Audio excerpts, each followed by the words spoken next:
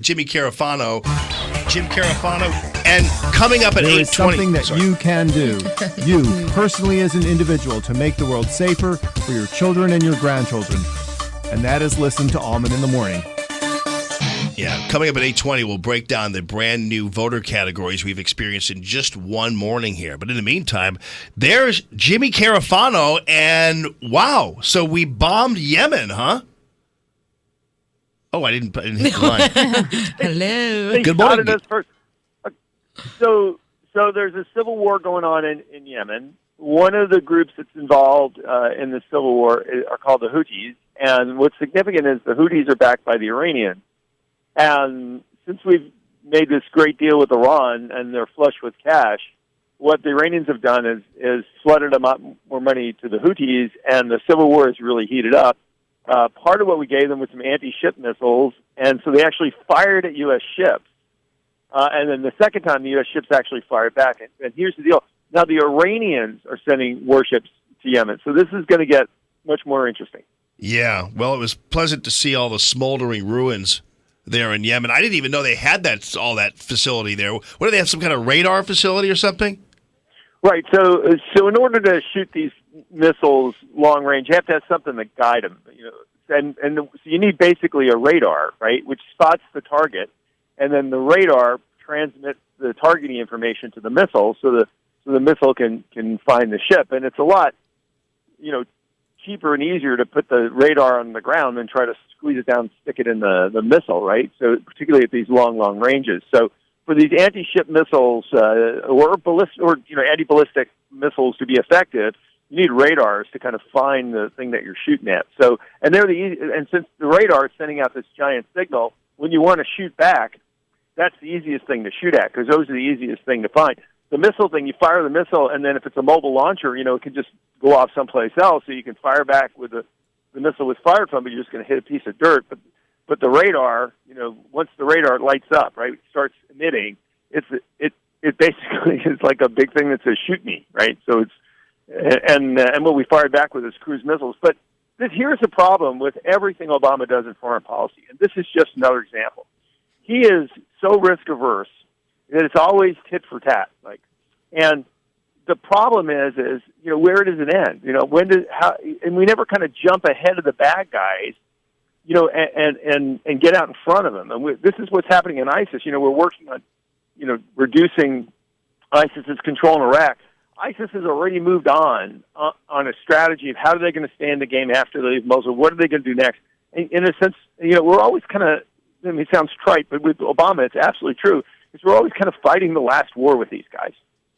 Yeah, I didn't know Yemen was so technologically advanced. I mean, when you asked me about Yemen, I'm thinking, oh, that's the place where people sit on a mat and eat curried monkey poop out of a bowl with their fingers.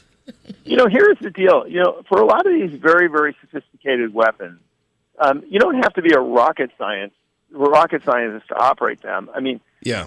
The weapon, increasingly the sophistication of the weapon is in the technology and the computers behind the computer panel, and it requires less and less sophistication for the operators. Remember the air defense missile that was, or the commercial airliner that was shot down over the Ukraine.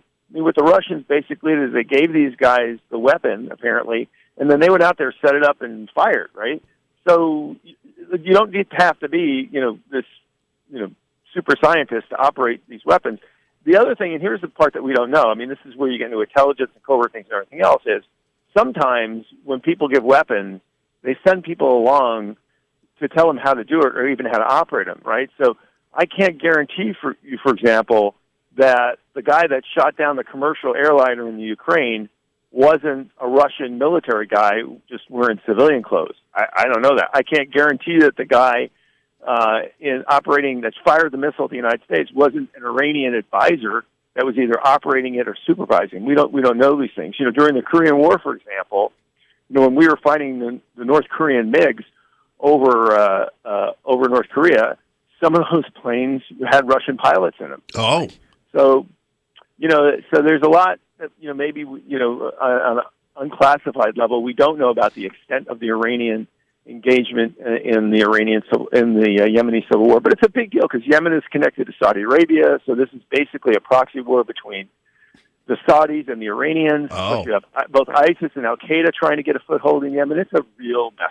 How'd you like that WikiLeaks that showed that Hillary Clinton was, after trolling Trump over just daring to say maybe we can get along with Putin, there's Hillary saying the exact same thing in her speeches as evidenced by these WikiLeaks, and no one's saying a word. The media was all over him about all this, and they haven't even talked about this at all. Hillary's two-faced nature on this. Yeah, right. So, I don't do, I do policy, not politics, so I don't get into that. But here's another kind of aspect of that. They said, well, a claim's been out there, including made by one of the candidates in the debate, that the Russians are doing this. They're spying and hacking all stuff to help another candidate win the election. That is such hubris and such. Well, first of all, I mean, there's no evidence for that, right? But the Russians do this to everybody. They hack everybody. They interfere with everybody's elections, and they just do it because that's what Russians do.